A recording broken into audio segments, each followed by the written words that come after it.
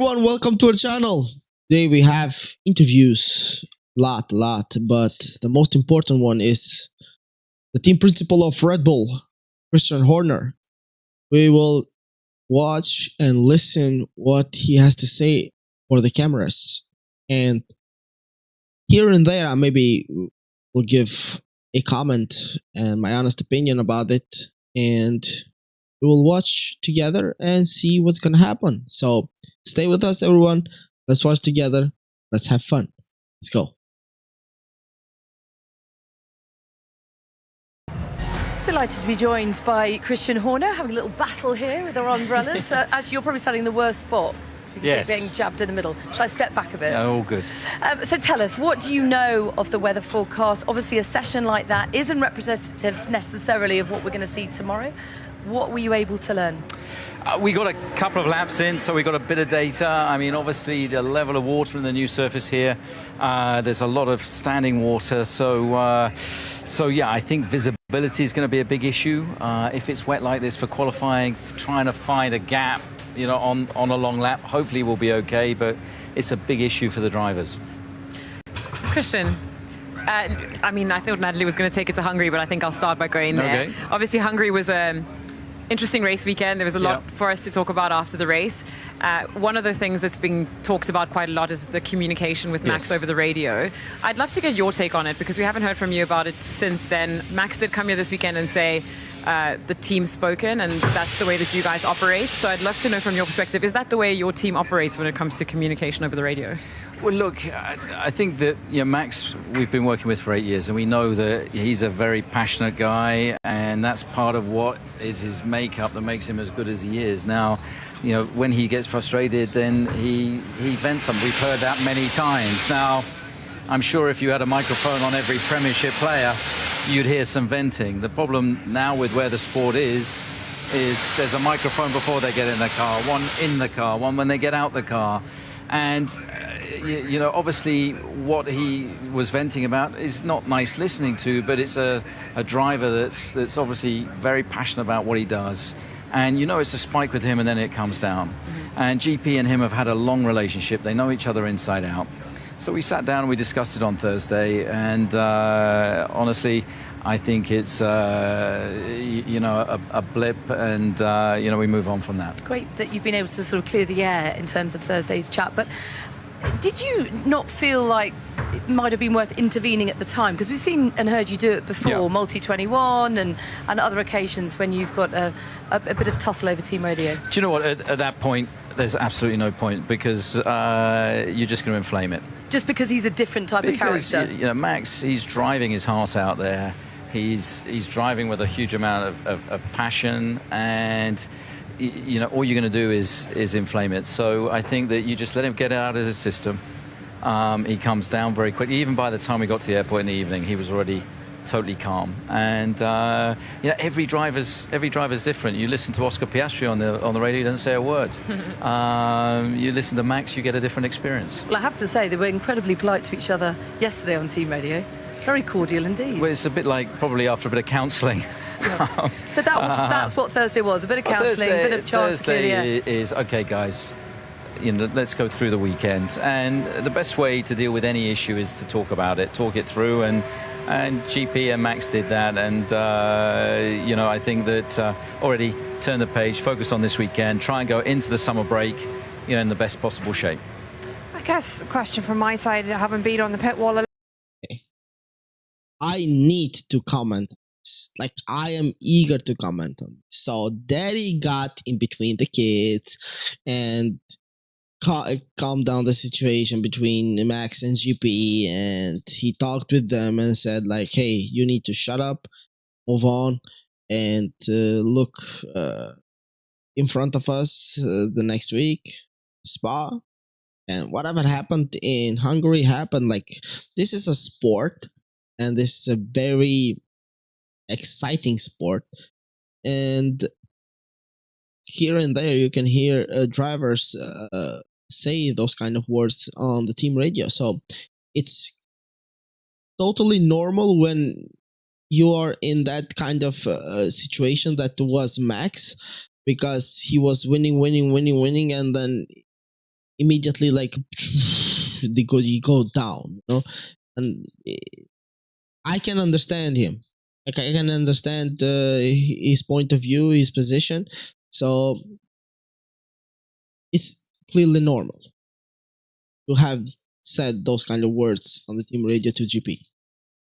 Opinion. Move on. A little bit, not obviously in GP's position, but in the strategist position, when you're in the heat of the moment being criticised quite openly, I think it's fair to say, from Max, and that happens with all of the drivers. Like you say, they're all passionate. They don't have all of the data we have on the pit wall.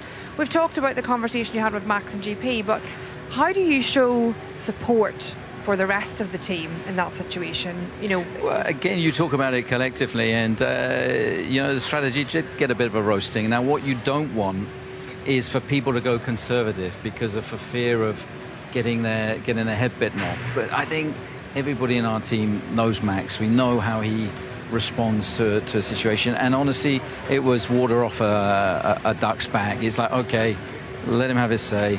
If we could pull the radio out, we would at that point. It's against the rules to do that. That's the way it is. Because it's very tough when you've done one pit stop, you're getting criticised from a strategy point of view, and you still have more stops and decisions to make. It's very difficult to ignore it's going to sound very harsh, but ignore the whinging in one ear and focus solely back on your numbers and try and make, like you say, brief decisions going forward. You're speaking from experience after all. Look, and I often say, look, the earphones are to keep the noise out, not the noise in. I think that, the strategy team, they still work through it. That race hinged on the middle point where if Max had managed to get the pass, and I think we underestimated the overtaking delta, was if we could run that again, that's what we do different. If he'd have made that pass around the outside of Lewis, circa half distance, it was a different race. The overlap, we still had the set of mediums, available to us. And if you looked at his pace on the hard tyre, he would have closed in on the McLarens, and we would have been putting them under pressure. And sometimes the margins are very fine, and then we'd be talking about what a fantastic strategy it was. So, we're all grown up. We all know that these things are on a fine margins.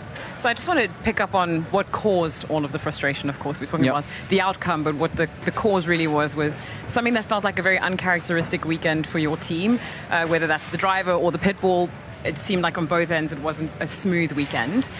Do you think that comes from you guys being maybe more under pressure now, or was it just a one-off weekend? Look, I think there's always going to be... you got to dissect it and think, look, we qualified third. We were within half a tenth of pole, I think, or just over half a tenth of the pole. If we'd have got the pole and been in clean air, it's a different race. We didn't.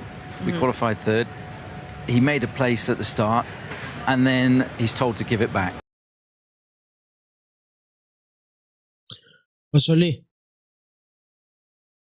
Yay mısınız? Yok mera sever, bitti sever. Koşoli şu. Horner koşoli. Snimka koşoli abi. Snimka Horner'ın videosu koşoli. Bilmiyorum nasıl. It starts to unravel. So he's frustrated with the referee effectively, that hang on, let them race, why do I have to give it back? Then of course he's pushing Lando to try and and then the tyres start to overheat, and you end up, and then all the calls in Max's view, they're all going against him. He thought he was ahead going into turn 2, that doesn't work out. He gets undercut, so you can see it's like it's just not going my way. And sometimes that's happened. You roll it back 2 weeks to Silverstone, the crossover from wets to dries, the hard tyre at the end of the race, he nearly won it due to strategy. So, these things are often fine margins. Who'd be a strategist, hey, Bernie? Oh, yeah. That's why you're working with us now, isn't it? You've got to be thick-skinned, that's for sure. Yeah. I mean, I actually do feel for Hannah Schmidt, because they kept taking cutaways of her, and then that left her exposed on social media. But we all know what a legend she is. But that cutaway, we could have been, from lap 3. Well, exactly. That wasn't. But ultimately, that wasn't fair on her. Was it's not fair on her, and that's why, unfortunately, the world that we live in now, everything is analysed and scrutinised, and then it takes its own life online. Yeah, okay. Can we just talk about the engine penalty and Yep. just a bit of clarity on that? So you've got a new one in the pool. You've Yep. taken a 10-place penalty as a result. Have you reverted back to the old one and keeping that one in the pool? What's going on No, there? we left it in. Okay. So we've introduced the engine here because we had to introduce another engine over the next 3 or 4 races. So we felt, you know what, Spa with the overtaking, we've historically done it here. It's the overtaking delta here is less than other venues. So, of course, it relies on us needing to qualify as well as we can today, but you can overtake. So we decided, let's get the engine in the pool so it gives us a bit more comfort as we go into, you know, the season after the summer break. You being Max, because we've seen him do it. Last couple of years, carving through the field. I think that'll be a bit harder this year, though. I think that, obviously with the convergence we've seen in the pace, you haven't got big deltas between the cars. So it's going to be to win the race from wherever he qualifies will be very, very hard. I mean, we're more aiming at a podium than a win, to Well, be because honest. interestingly, Perez did talk about the victory being on the cards for him. So what kind of mindset is he in? Whoa, that's a big statement from Horner. Whoa. What did I just hear?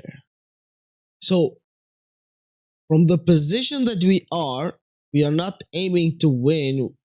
We mostly are aiming to get a podium. So they are starting to not believe on themselves. They are not believing on themselves, and they are going to start getting scared. Maybe it's really interesting statement from Horner. We will watch and see what's going to happen on the race. Let's move on. He needs that mindset.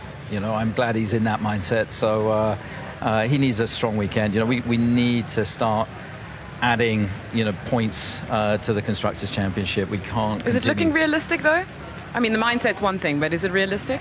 That's up to him. We've seen him bounce back so many times when he's been on the ropes. I mean, Bernie, you've worked with him probably for a few years. Yeah, exactly. And he has this remarkable ability when you think he's absolutely down and out.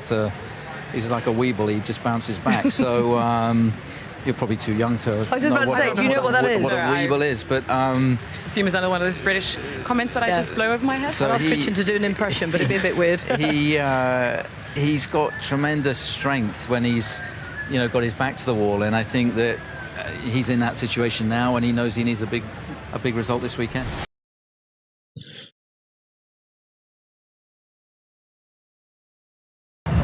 Delighted to be a bit weird. He's got tremendous strength. So everyone, that's it from this interview of Mr. Horner. It was a lot of interesting statement, a lot of surprises from his side. Very, very, very interesting thing he said about Max, about from where he's gonna start, where they intend to end. About Checo saying that he's confident about winning the race. I doubt about it because he's nowhere to be seen. I don't know. We will have to watch and see what's going to happen in the race tomorrow. So, yeah, stay with us. We will see if something surprisingly going to happen on the race. Until the next one, don't forget to like and subscribe the channel. See ya.